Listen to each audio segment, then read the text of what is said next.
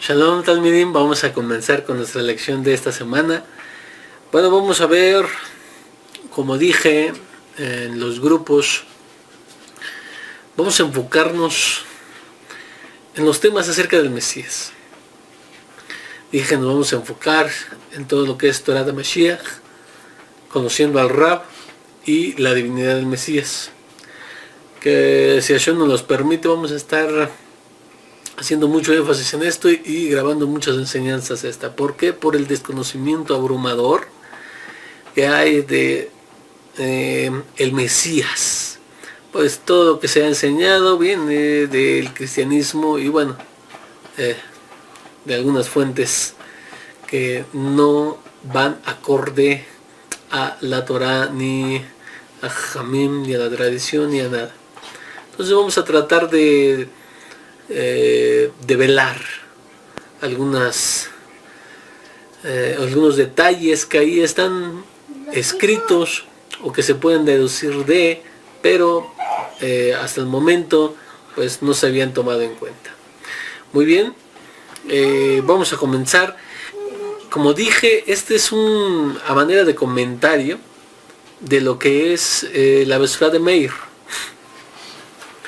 pero debemos tomar en cuenta, lo que estoy diciendo en este momento es que no voy a hacer a verso, no, sino que vamos a tomar fracciones. A lo mejor hoy doy del capítulo 5 y a la próxima semana del capítulo 14 y hasta la siguiente de un poco del capítulo 1, etc. Entonces no vamos a irnos conforme a lo leemos, capítulo 1, capítulo 2, capítulo 3, capítulo 4. Si podemos, a lo mejor sí lo hacemos, pero bueno, al menos no vamos a guardar esta línea, ¿sí? Como vemos, este orden. Así que ya hablamos un poco acerca de esto que vamos a hacer en la introducción. Hablamos acerca del nacimiento virginal, la falsa doctrina que nosotros no creemos, y ahora vamos a ver un poco acerca de, ahora sí, a lo que nos lleva el tema, es decir, conociendo al Rab. Vamos a conocer a nuestro santo maestro desde esta óptica. Bueno, voy a empezar con Marcos 1, capítulo 9, capítulo 1, verso 9, donde nos dice: sucedió en aquellos días que Yoshua vino de Nazaret del Galil y Yohanan lo sumergió en el Jordán. Y vamos a decir, bueno, ¿y qué vamos a aprender de aquí? ¿Por qué empezamos con este verso? ¿Y por qué? Tiene mucho, de hecho mucho. Bien, vamos a ver como tema es Yoshua el perseverante. Esto es lo que vamos a ver esta semana. Muy bien, nos dice aquí que venía de Nazaret, del Galil. Y bueno, de Nazaret, basados en lo que es el escrito que se conoce como Yohanan, esta era una ciudad despreciada, o por lo menos menospreciada. Una ciudad con una comunidad mixta. No eran solamente hebreos o judíos, sino que ya había muchos gentiles. Y como sabemos, cuando el pueblo judío empieza a tener lo que es unión, roce con la cultura gentil, hay muchos que se guardan, es cierto, hay muchos que se preservan en la enseñanza de la Torah y en las costumbres de Am Israel, pero también es cierto que hay gentes que ceden ante la influencia de las naciones y por ende se hallarán metiendo poco a poco algunas ideas extrañas a la Torah, o vendrán pues siendo influenciados de alguna manera por el paganismo. Es por esto que cuando una comunidad está siendo influenciada por la ideología gentil, ¿sí? Es que los demás judíos empiezan a ver a esta comunidad, a esta ciudad, a Netzaret de Galil, como gentiles, ¿sí? ¿Por qué? Porque aquí hay lo que conocemos muy bien, la asimilación. En mayor o menor medida hay asimilación aquí. Por ejemplo, dije que estábamos basándonos en lo que nos dice el escrito comúnmente conocido como Yohanan, y nos dice en su capítulo 1, verso 46, nos dice: y dijo Netanel, ¿de Netzaret puede salir algo bueno? Felipe le dijo, ven y ve. Fíjense cómo Netanel, que se dice, Yeshua mismo, nuestro maestro, le dice, he aquí un verdadero israelí. Y él tiene este concepto de la ciudad. Dice, ¿a poco que tú crees que de Netzaret puede salir algo bueno? Es decir, de lo malo salen las cosas malas, de lo bueno salen las cosas buenas. Y por esto nos decía nuestro santo maestro en una ocasión, por sus frutos los van a conocer. Porque no puede, ¿verdad? De manera que un árbol sano dar un fruto bueno. Perdón, un árbol malo no puede dar un buen fruto. Y un buen árbol no puede dar un mal fruto. Así más adelante tenemos lo que es la carta conocida como Santiago, de Jacob Sadik. Nos dice, no es correcto que de una fuente salgan dos clases de aguas. Vemos que la ciudad donde vive nuestro maestro es una ciudad que está influenciada por ideas gentiles. Y claro, es menospreciada. Vemos en Yohanan 7:52 que nos dice, ellos le respondieron, ¿eres tú también de Galil? Investiga y verás, del Galil no se ha levantado ningún profeta. Además de que tenía esta influencia y de que tenía, pues ya por la misma influencia, tendía a ser menospreciada esta ciudad, nos dice un dato más. Dice, no hay profeta que se haya levantado del Galil. Es decir, no hay un antecedente, no hay un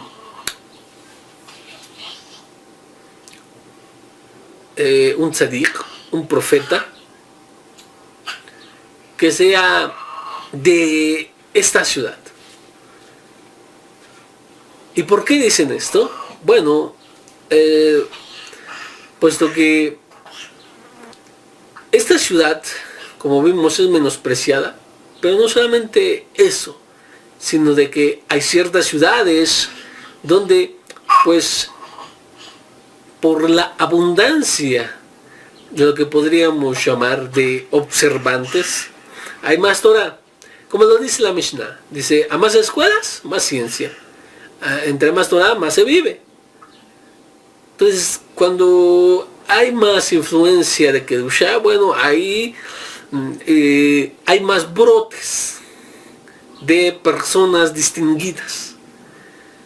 Por eso dice, si hay un profeta que se haya salido de Galil, entonces nos indicaría que en el Galil hay por lo menos una persona que se levantó, una persona que estuvo en contra de lo que es la asimilación, una persona que luchó en contra de la asimilación, una persona que fue la luz de ahí y que irradió luz ahí y que probablemente haya dejado muchos de sus frutos, o al menos las semillas.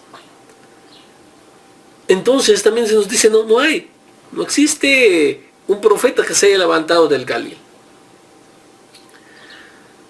Vamos a dejarlo ahí y luego lo vamos a retomar. Sabemos que nuestro maestro nace en una familia pobre. ¿Sí? Vamos a ir a lo que nos dice el escrito conocido como Lucas, en la Biblia le llama Hillel, por ahí también le llaman Abner, entre otros. Y bueno, en su capítulo 2, del verso 21 al verso 24, que voy a leer, que dice: cuando se cumplieron los 8 días para circuncidar al niño, le pusieron el nombre de Yehoshua, nombre que le dio el mensajero antes de que él fuera concebido en el vientre. Verso 22 dice: cuando se cumplieron los días de la purificación de ellos, conforme a la Torá de Moshe, llevaron al niño a Jerusalén para presentarlo ante Hashem. 23. Así como está escrito en la Torá de Hashem, todo varón que abre la matriz será llamado sagrado para Hashem. Y para dar, 24 dice, y para dar la ofrenda conforme al dicho de la Torá, donde nos dice un par de tórtolas o 2 pichones de paloma. Y esto, según lo que nos dice Vaikra, capítulo 12, verso al 6 al verso 8, nos dice: al completarse el periodo de su purificación. Esto es de donde lo saca el otro escrito. Esta es la referencia, por así decirlo, donde se basa. Dice que sea por hijo o por hija, traerá al sacerdote a la entrada de la carpa de reunión un cordero en su primer año para ofrecer como ofrenda quemada, y un palomo o una tórtola para ofrendar por el pecado. Y los ofrecerá ante Elohim y hará expiación haré expresión en favor de ella. Ella quedará entonces limpia del flujo de su sangre. Estos son los rituales respecto a la que una persona que tenga un hijo, sea varón o sea hembra. Si los recursos, escuchen bien, si los recursos sin embargo no le alcanzan para la oveja, traerá 2 tórtolas o 2 palomos. Una para ofrenda quemada, Korban Olá, para Olá, y la otra para ofrenda por el pecado, un jatá. El sacerdote hará expiación por ella y quedará limpio. Según el escrito nos dice que él trajo 2 pichones. Entonces nos quiere decir que su mano no alcanzaba, la familia no alcanzaba a cubrir los gastos de un cordero en su primer año, y por tanto lleva 2 palominos, uno para jatá y otro para Olá. Viene entonces de una familia pobre. Y retomándolo, uniéndolo con lo anterior, no solo que viene de una familia pobre, sino que está viviendo dentro de una ciudad menospreciada. De una ciudad donde tiene que batallar contra la asimilación. Una ciudad donde no hay un hombre insigne que se haya levantado. Y por tanto, la educación que pudo haber recibido nuestro maestro no es como la educación que podríamos nosotros haber recibido. Recordemos algo. La educación pública no es hasta siglos después que, según los expertos en el tema, marcan su inicio. Por ejemplo, según algunos, a partir del siglo XI en Europa nace la escuela, por así decirlo, pública. En el caso de nuestro pueblo es distinto. ¿Y por qué digo distinto? Bueno, porque según nos los dicen también, ¿verdad? Se nos enseña. Voy a leer un poquito acerca de lo que es la escuela pública en nuestro pueblo. De hecho, ya algunos deben traer a su memoria lo que nos dice el escrito, que fue una clase de la Bet Midrash, donde hablamos precisamente de educación. Y creo que tocamos estos puntos acerca incluso de la familia del Mesías, pero lo estamos ampliando para llevar y decir algunas cosas más. Pero ahí pueden encontrar, no voy a volver a enseñar todo lo que ya se enseñó a manera de, por escrito, sino que vamos aquí a ver otra cosa. ¿Sí? Entre nuestro pueblo, Rabbi Yoshua ben Gamla crea la escuela pública obligatoria en el año 64 de nuestra era. Por ello, el texto que analizamos comienza por exaltar su figura. Si no hubiera sido por él, nos dice el Talmud, se habría olvidado la Torá en Israel. Es en el año 64, él es el primero que es reconocido. En una primera etapa, las escuelas con sus responsables, Melanlet Tiknot, se fijaron en Jerusalén, pero los chicos que eran llevados a la ciudad de David solo por sus padres, y por ello el problema se reiteró, ya que los huérfanos quedaban nuevamente sin ir al centro de enseñanza. Rabbi Yoshua ben Gamla lo resolvió con la obligatoriedad de levantar escuelas en todas las ciudades a las que los niños asistirían a la edad de 6 y 7 años. Esta disposición permitió asimismo superar la dificultad de la deserción, que es mencionada en el texto. Bueno, estoy leyendo un artículo acerca de la escuela pública en Israel, donde, bueno, para estas cuestiones de pedagogía, en el Talmud, en Baba Batra, tenemos ahí consejos que son útiles hasta nuestros días, y vemos que, por así decirlo, sería el precursor de las escuelas públicas. Cabe destacar que los historiadores en general consideran como comienzo de la escuela primaria en los centros que creó la Iglesia a partir del siglo XI, como dije, en Europa, especialmente destinados a los niños pobres. La medida de Rabbi Yoshua precede en nada menos que en un milenio a estas experiencias. Si nosotros vemos a los estudiosos, bueno, ellos lo fijan hasta el siglo XI, pero es en el año 64 donde nosotros vemos que está la primera escuela pública y la obligación de la educación. Pero aún así estamos hablando del año 64.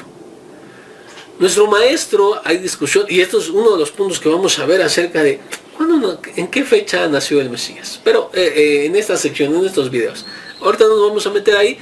Lo que debemos de saber es que es anterior a esto. No es en el año cero, ¿sí? No es en el año cero, como el cristianismo posteriormente investigó. Y fijaron una fecha, lo dividieron como antes de Cristo y después de Cristo. Muy bien, entonces es antes. Entonces, ¿cómo se llevaba la educación de los niños? La educación de los niños se basaba en los padres. Y posteriormente, había maestros en las ciudades que enseñaban a los niños. De hecho, en los apócrifos, en lo que es el Evangelio árabe de la infancia, cuentan algunos detalles de esto. Permítame leer. Bueno, pero creo que eso sería para otro video. Quiero que nada más enfatizar aquí que cuando un maestro intenta enseñar a nuestro santo maestro Yoshua ben Yosef, cuando él era niño, dice este texto, porque ellos lo creen, el Dios encarnado, o Hashem, o que es divino. Entonces para ellos no es posible que se le pueda enseñar a Dios. Entonces dices, bueno, ¿cómo es posible que un hombre pueda enseñar a Dios? Cuando le trata de enseñar el Aleph Bet, ocurre algo que ustedes pueden leer. Bueno, de hecho lo vamos a ver en esta sección. Pero al final termina diciéndole a sus padres: tu hijo no tiene necesidad de instrucción alguna. ¿Por qué? Porque para ellos es imposible que la encarnación divina, el Mesías divino que ellos sigan, pues tendría que haber aprendido. Por tanto, ahí tenemos entonces que para algunos, los que por supuesto lo creen divino, no creen que aprendió. Nosotros, por el cambio, nosotros sí creemos que aprendió. Entonces, él tuvo maestros. ¿Quién fue? Primeramente su padre. Y tal vez hubo alguien más que le enseñó las letras, que le enseñó lo que debía enseñarle acerca de lo que hasta ese momento es la tradición, el cumplimiento de mitzvot más adelante, cuando él ya es la época de que se sujete a los mandamientos que le conocemos como cuando ya es bar mitzvah. Entonces, veamos, todo esto fue para qué. Viene de una familia pobre y de una ciudad, vive en una ciudad menospreciada, no hay educación pública, ¿sí? Entonces él se encuentra en una condición desfavorable. ¿Y por qué digo desfavorable si lo comparamos contra algunos? Por ejemplo, su primo Yohanan ben Zechariah, él nace dentro de una familia de sacerdotes, lo que conocen como el inmersor, Yohanan el inmersor. Pero no solamente en una familia de sacerdotes, sino que tiene un padre que es docto en asuntos incluso más allá de lo que sería un Israel, un miembro cualquiera de Israel, porque él es un Cohen. Entonces hay educación especial para él. Y Yohanan ben Zechariah, obviamente, él tiene mucho más educación que lo que podría haber recibido nuestro santo maestro. Pero, ¿qué nos enseña todo esto? Nos enseña que él, y de hecho antes de ir, que no solo se conforma con la educación que recibe de su padre o de sus maestros en esa pequeña ciudad menospreciada y que a lo mejor no había la suficiente educación o no había maestros y tuvo que acceder tuvo solo acceso a la enseñanza de su padre. Nos cuentan también estos escritos que a los 12 años es llevado al templo. Se le empieza a instruir, se le empieza a llevar porque él pronto recibirá sobre sí el yugo de los mandamientos. Y como dice la Torá, todo varón se presentará delante de mí. Habla de las 3 fiestas: Pesach, Shavuot y Sukkot. Entonces, él es llevado al templo. Y en lugar de estar jugando, de estar viendo la ciudad de Jerusalén, que al ser una ciudad muy grande, con mucho más habitantes, había plazas, había mercados, había cosas que ver. Cosas que para un niño de 12 años que vivía en una ciudad que no era Jerusalén, estamos comparando, ¿sí? Entonces pudo haberse perdido, ¿verdad?, en estar viendo la estructura o ir a ver a los muchachos en la plaza, qué sé yo. Pero en lugar de esto, nos dice estos escritos, los escritos de los primeros discípulos, que él se queda escuchando las discusiones de los Jajamim. ¿Cierto? Pirkei Avot, en lo que se conoce como el capítulo de los padres, un tratado de ética, nos dice que entre más argumentos, más hay comprensión. ¿Sí? Y también nos dice algunas otras cosas referente a eso, como hay algunos altercados, algunas discusiones que son como para aprender, y otras son destructivas, como el caso de Korah, que discute con Moshe, pero otras que son para extender el conocimiento, para ampliar el conocimiento. Estas son las de Hillel y Shammai. Él ve a los Jajamín teniendo su discusión, ¿verdad? Y él se acerca a escuchar. Quiero que comprendas. Nuestro maestro no se conforma con la enseñanza que él está recibiendo ahí. Y no que quiere decir que menosprecie esta enseñanza. No, por el contrario, porque nos dice que en la intervención incluso llegó a preguntarles. Llegó este muchacho de 12 años, llegó a preguntarle a los jajamín. Y entonces los jajamín, estos se admiraban de su entendimiento. ¿Cómo está preguntando algo tan elevado o algo tan complicado a esta edad?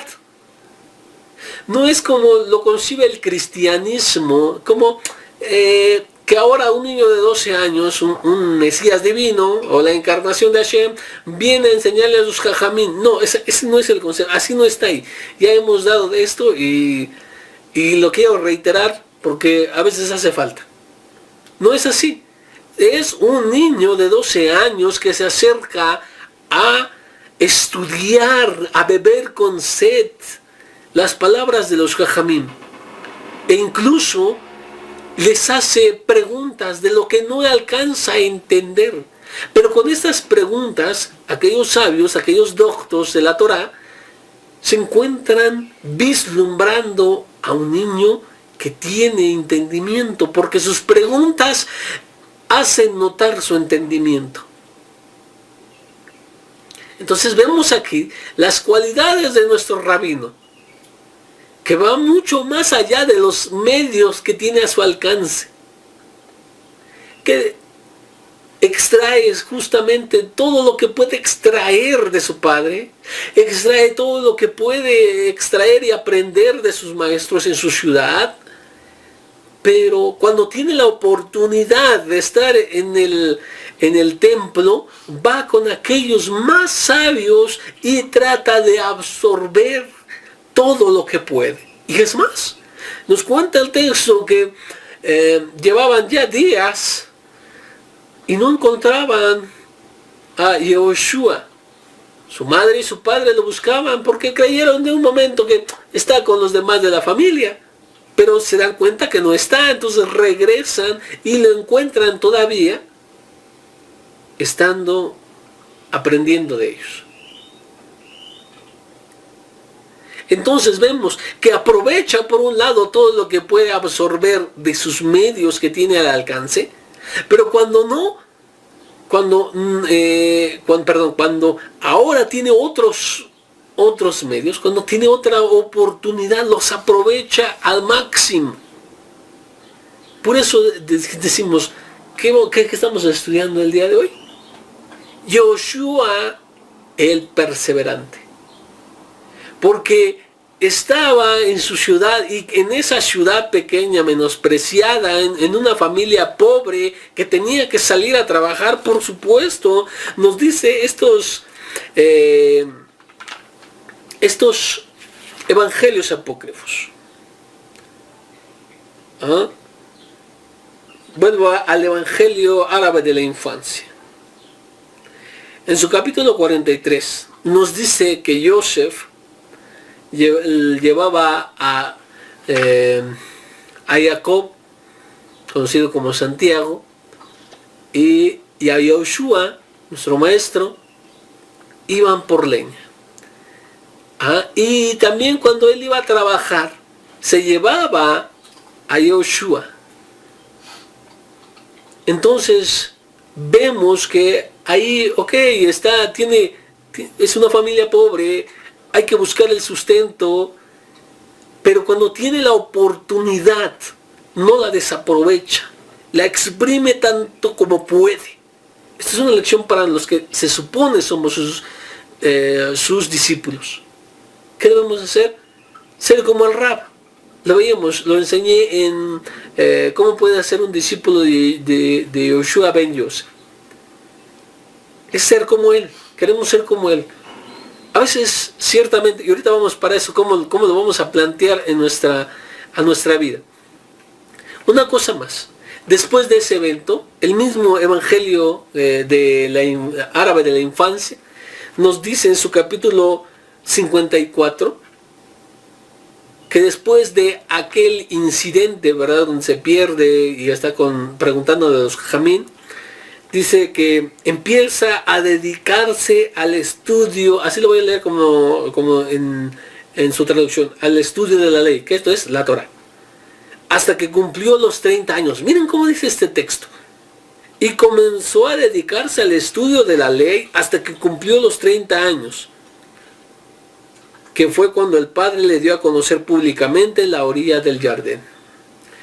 Entonces tenemos que cuando tenía su tiempo para dedicárselo a la Torah, lo hacía con fervor, con perseverancia.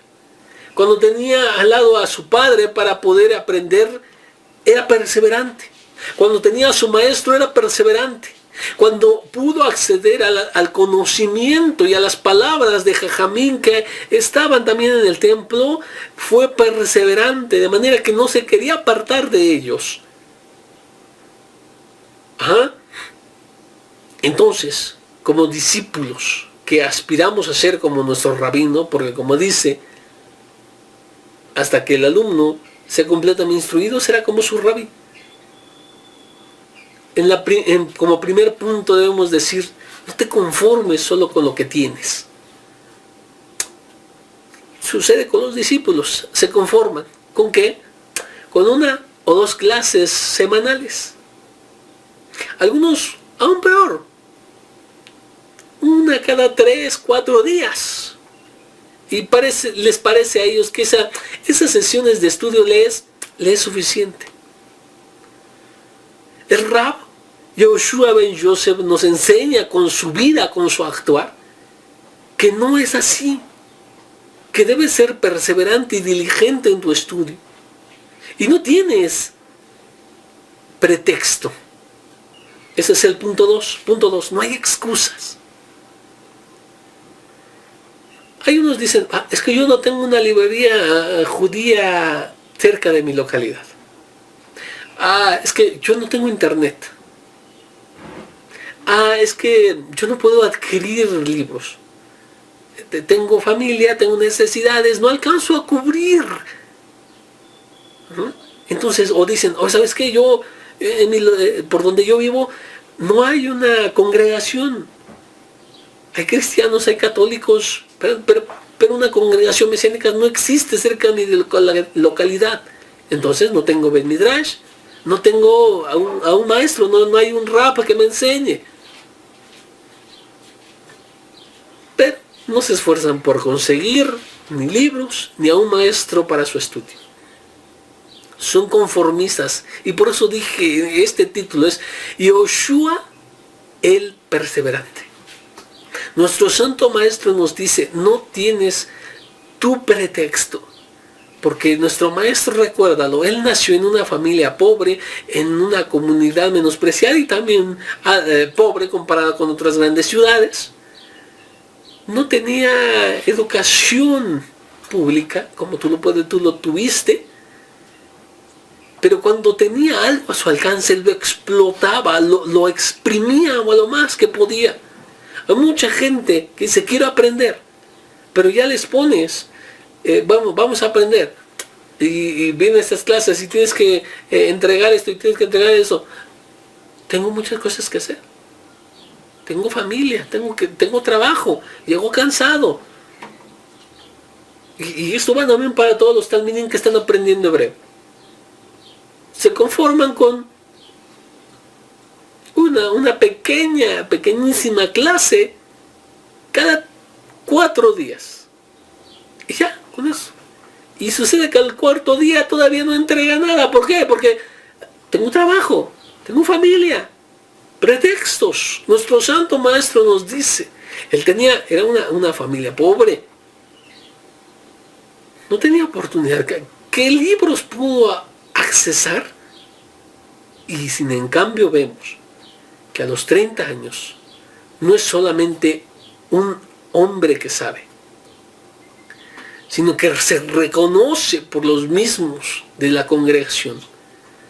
Sabía leer, porque él le dan para que él lea la Haftará, la parte de los profetas. Según la liturgia, no se lee en otro idioma, se lee en hebreo, y si una persona lee de manera equivocada, hay que cambiarla. Y por ese motivo, mucho tiempo después, ahora surgió lo que es el maestro de la lectura. Pero eso es otro tema. Ahora, entonces dicen, no hay, ¿verdad? Es el punto 2. Punto 3. Que puede ser derivada o al menos asociada al punto anterior, el punto 2. La estrechez económica se vuelve un tropiezo que algunos alumnos no pueden superar.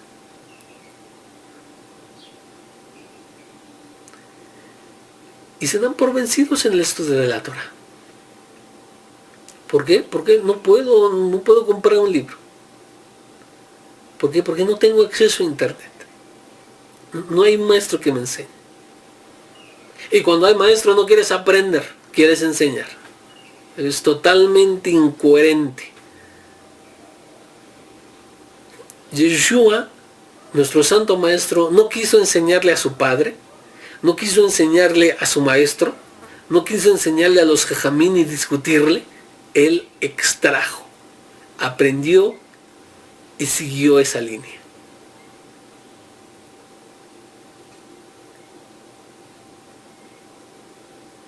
El maestro en su vida de limitaciones nos muestra que aprovechar lo poco que tengamos, eso es lo que debemos de hacer. Y eso es suficiente para adquirir la sabiduría, para incluso sorprender a tus oyentes. Pero hay que darle dedicación, pero de verdad dedicación. El Rab nos enseña cómo ser perseverantes. Es una vergüenza que el mundo mesiánico del día de hoy abunde, pero en ignorancia. Es la verdad, en ignorancia. Que vaya atrás cualquier doctrina que parezca fabulosa o que parezca algo fundamentada, pero que no investiguen, que no consulten, que no indaguen. Son talmidín conformistas, que no están aprendiendo realmente de lo que es Yehoshua ben Yosef, nuestro santo maestro. ¿Por qué? Porque él nos enseñó a ser de verdad diligentes, aprovechar lo que tenemos aunque sea poco, y no decir que con eso no puedo acceder al conocimiento. Él lo hizo, él lo demostró con propios actos, en una etapa de la historia donde era todavía más difícil. El día de hoy tenemos muchas más ventajas, tenemos mucho más hablando de conocimiento. La escuela pública brinda mucho, pero la escuela pública se utiliza como algún requisito que debe cumplir, pero realmente los alumnos no aprovechan. Si nuestro santo maestro hubiera tenido esa oportunidad, te aseguro que no lo hubiera desperdiciado y hubiera llegado mucho más lejos en su sabiduría. Así que tenemos entonces